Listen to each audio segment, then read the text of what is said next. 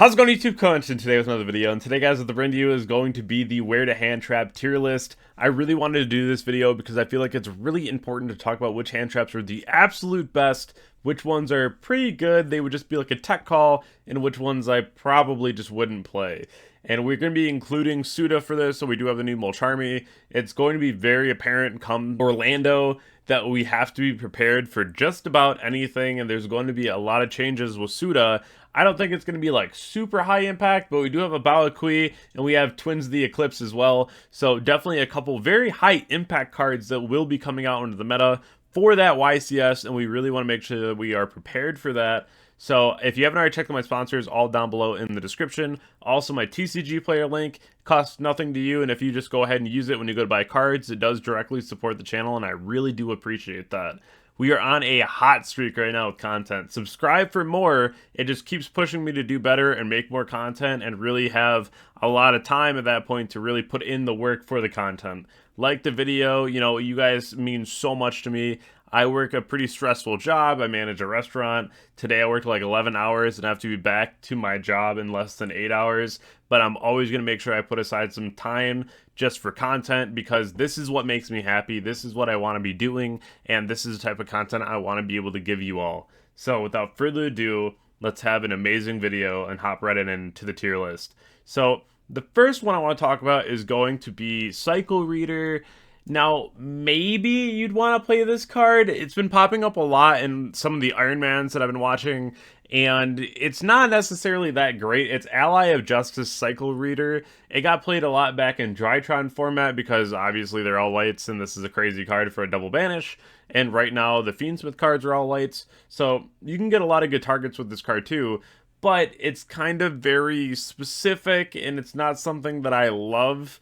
Yeah, it could be really good, and it could be one of those tech calls, but at the same time, like, maybe. I think that it's, like, pretty mid. It's something that I personally would never play, at least right now, but who knows? Maybe it could be pretty good. Now, I've been getting a lot of questions about what is the hand trap lineup that you would play absolutely in your main deck. And that's really going to be a part of the tier 0 category. Cards that I feel like just shouldn't be leaving your main deck right now. And one of these will be a side deck card. But we'll talk about that more as we get to them. But the first two here are going to be Imperium Ash. I mean, what more is there to say except these cards are so beyond good. Both of them right now are amazing 6th draws, because if you draw Ash as your 6th, that means that you can answer Paradise, and that's a W. That's always very good. You also can answer MTP, because your opponent uses it to try to banish, but it also has a search attached to it, so you can just Ash the MTP, and your opponent's out in interaction, so that's also really cool. I think that both of these cards are so absurdly good. Of course, Imperium doesn't even play into talent, so that's another card that you just really want to have. Now, for Bishals, you pretty much have to run these right now, especially if you can find room in the decks that may not always play Bishals. I feel like these cards are just so beyond good right now as well. There's so many instances where they come up, and they're always going to be able to apply a lot of pressure to your opponent. And the same thing goes for Rock. There's going to be a lot of cards you'll find right now that I'm going to put up here in main, if possible, tier 0, because these are just so broken right now. If you draw Nibiru, you're more than likely just not dying, especially if it's for the crackback. So if you put up a board and your opponent's trying to play into your board, and then you just end it on a Nib token for them, and then you're able to go back into like your Fiendsmith engine or your engine alone, it's really good. So these are the cards that I feel like you just have to be maining right now, and that's one thing for me too, where if you have these in your deck, it doesn't really matter what you're playing. They're gonna give you an edge to hopefully do a little bit better at the tournament than you might have otherwise. Yes, this is a very heavy hand trap format, but sometimes that's just how it is. And lately, it's been a huge theme. I think that these cards are way more important than ever, and you need to be running these cards to see a lot of success. The next one here is DD Crow. I think that this is just something that it's okay. It's pretty low to the ground, pretty low impact. it's not putting a body on board, it's not half a moon, you know. So that's one thing where I think that DD Crow definitely has its own uses, and it's a really cool card, and it can have a lot of very niche interaction, but it's just not the card that I'd want to be playing right now. I think the Bistals are just way better, and they're able to do a lot more. Now, the next two are just Floodgates. It's going to be Shifter, and it's going to be Lancia. Lancia answers decks like Memento, it answers Malice, of course, and the card overall has just seen just every single deck list that you have in front of you on GGYGO Pro Deck and what have you.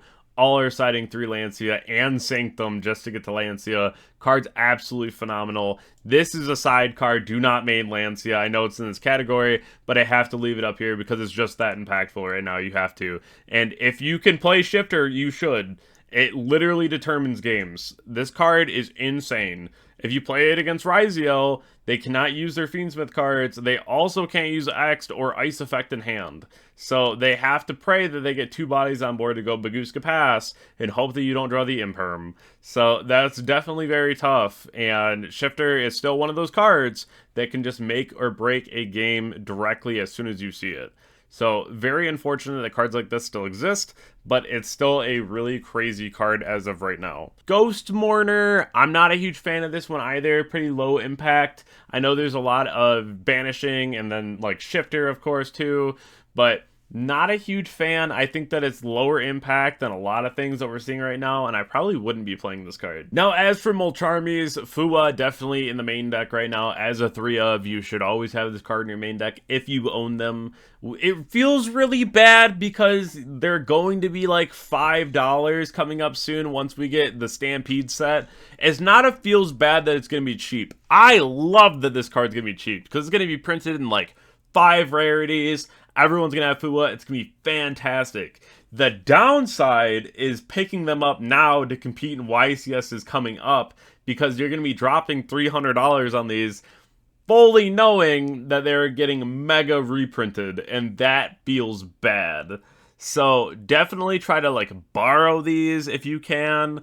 If you know that you're going to go to a lot of YCSs coming up, then maybe, because we have 3 in a month. We have Vegas, which is in March, and then we have Orlando in Birmingham. So within like a month span, we have 3 YCSs. So if you do plan on going to a lot of them, you could invest in the card, but we know that it's going to be like $5. So spend that on your own risk, you know, like that sucks, but it is what it is. I do love that we're going to be able to get a cheap Fua, and I hope the other ones are cheap too, but again, it just like, it's unfortunate because you stare at $300 that you're just basically throwing in a bonfire, you know, so it's tough. It's tough. I can't even tell you how to do that one going forward. That's got to be a you call. Perulia, and then the Meows, I believe is how you pronounce it. They're going to be tech calls. I think that both of them are just going to be fantastic. Of course, if we get to a format where everything's just being reborn out of the graveyard and what have you, especially if you're playing against a lot of Malice, right? Like, this new one just goes crazy because your opponent's going to be summoning back, summoning back, summoning back, and you're like, wow, that'd be really cool if you want to let me draw every time you do that. So I definitely think that both of these are always just going to be tech calls. All the Mulcharmies just are going to be broken, but Fua is just the best one. It always has been, it always will be. Then we have the Ghost Ogre. I would say that's going to be low impact. I think right now, more than ever, this card's really bad. And you guys know that I'm an advocate for Ghost Ogre, but if I'm saying this card's bad right now, it's not very good. It's not very good. I would not play this card. It is not very good. Bell, on the other hand, though, that's going to be a tech call. I do like Bell a lot. I think this card has a lot of promise. Being able to go ahead and just bell things like Lacrima Effect to bring back the Requiem to turn off the Paradise as well. And then you can bell so many other cards in the meta right now too. It's not very good against Rizel, but it's pretty good against the Fiendsmith part of the deck too. So it has a lot of use. You also can like bell Birth when your opponent tries to bring back like a Unicorn or what have you as well. So there's a lot of pretty relevant interactions with this card. I'm just not a huge fan of it. I would put this card in Don't. I'm not a huge fan of Phantasme right now. I think that the card is pretty mid. It's like okay if you're playing against Malice, but beside that, it's not very good. Especially if you're playing against like Rizel, you're not really getting any value out of it. So just not a very good card. If I'm playing against the Malice deck, I'm just going to be putting in the new Mulcharmy or like Lancia, right? Because it just does more. But Phantasma is just out. Now for the Dominus cards, Impulse is always going to be a tech call. I think Impulse is a fantastic card, but right now it's pretty mid. Right now it's like egregiously mid. So I wouldn't play this card in the main deck. I also just wouldn't play this card unless you were siding it. Just because maybe it'll be good in certain matchups. These cards are objectively better. Obviously, it's Solemn from hand, and that's busted, but it's okay right now. It's just not hitting as much as we'd want it to, and I think for that reason, I'm not a huge fan of it. Dominus Purge, I'm going to put in low impact. I don't like this card. I would say it's probably on top of low impact. It's really good against like the Fiendsmith cards, but the attribute restriction is rough on this. So that's one thing where I definitely would not be playing this. You could get away with it if you're just playing like the Fiendsmith deck, or if you're trying to play like Melodious, then sure.